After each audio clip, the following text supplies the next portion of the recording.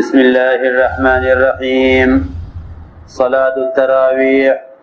أخرج مسلم عن أبي هريرة رضي الله عنه قال: كان رسول الله صلى الله عليه وسلم يرغب في قيام رمضان من غير أن يأمرهم فيه بعزيمة، فيقول: من قام رمضان إيمانا واحتسابا غفر له ما تقدم من ذنبه. كذا في الرياض. وذكره في جمع الفوائد عن الستة وزاد: فتوفي صلى الله عليه وسلم والأمر على ذلك في خلافة أبي بكر، وصدر من خلافة عمر رضي الله عنه.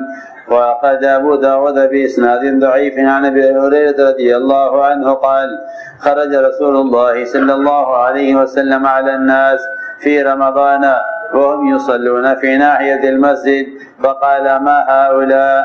قيل له: هؤلاء ناس ليس معهم قرآن. وأبي بن كعب رضي الله عنه يصلي بهم وهم يصلون بصلاته، فقال: أصابوا ونعم ما صنعوا. كذا في جمع الفوائد.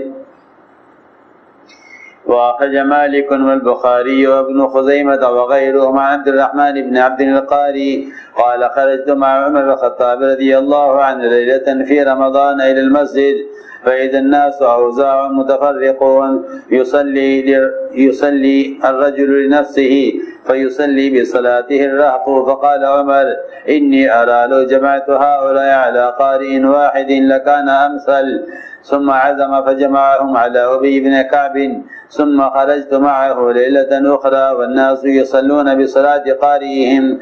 قال عمر: نعمة البدعة هذه، والتي تنامون عنها أفضل من التي تقومون.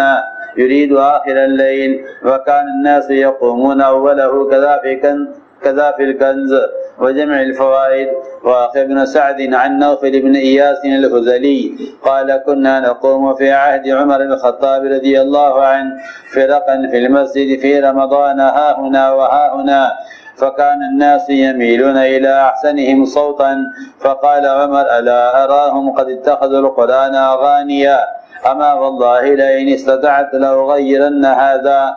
قال: فلم يمكث إلا 3 ليال حتى أمر أبي بن كعب فصلى بهم، ثم قام في آخر الصفوف فقال: لئن كانت هذه بدعة لنعمة البدعة هي. میرے دوستوں، بزرگوں، عزیزوں، ہم پر عمل اس لیے بھاری ہوتا ہے کہ احتساب کی کمی ہے. اس لیے کہ جب اعمال میں سے احتساب نکل جاتا ہے تو پھر اعمال بوجھ بن جاتے ہیں.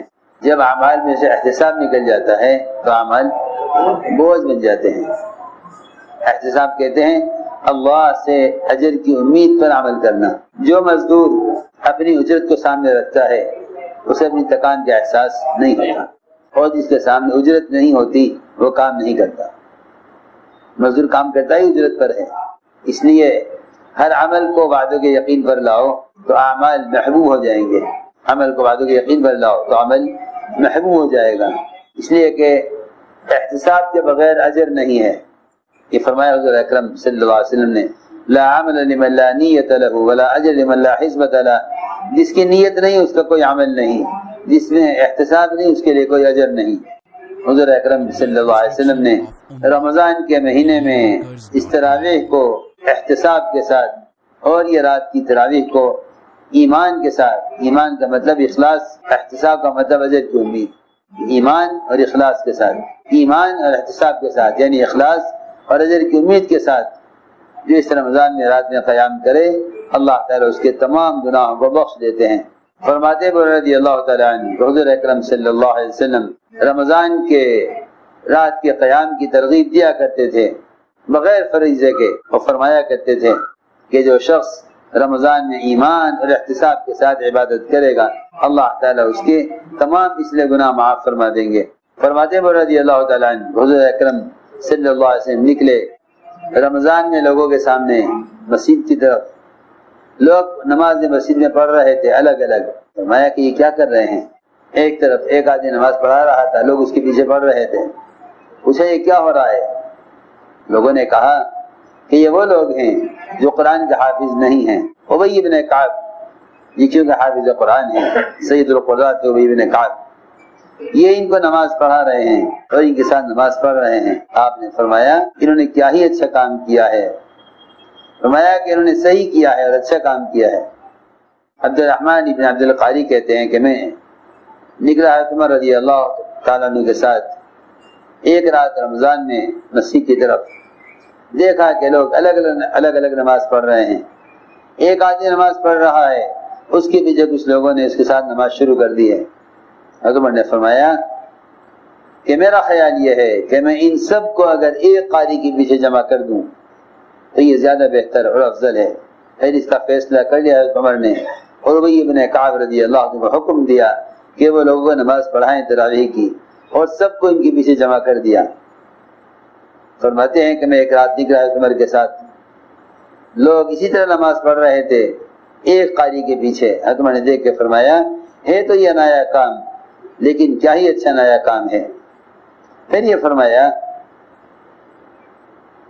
کہ تہجد پڑھ کو چھوڑ کر تم سو جاتے ہو، تہجد پڑھ کر جو سو جاتے ہو وہ تہجد افضل ہے تراویح سے، تہجد افضل ہے تراویح سے۔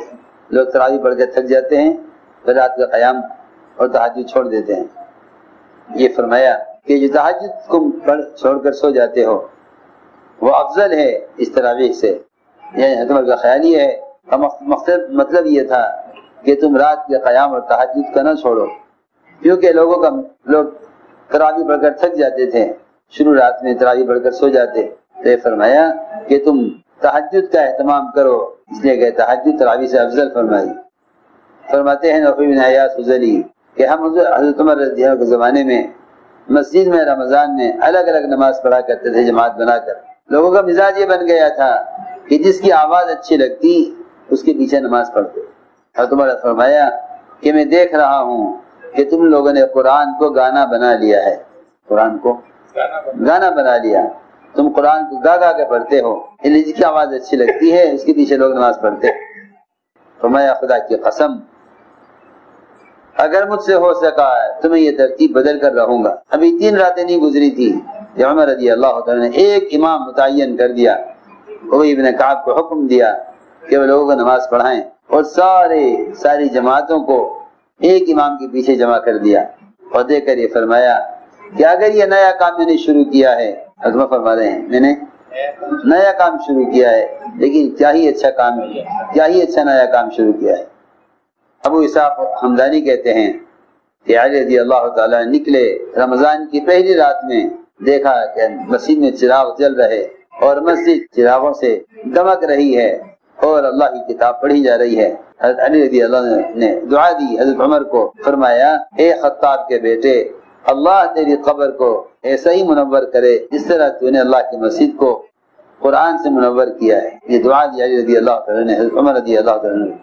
اللهم صل على سيدنا مولانا محمد وعلى آل سيدنا مولانا محمد كما صليت على إبراهيم وعلى آل إبراهيم إنك حميد مجيد. ربنا ظلمنا أنفسنا وإن لم تغفر لنا وترحمنا لنكونن من الخاسرين. اللهم إنا نستغفرك ونتوب إليك. اللهم إنا نستغفرك ونتوب إليك. اللهم إنا نستغفرك ونتوب إليك.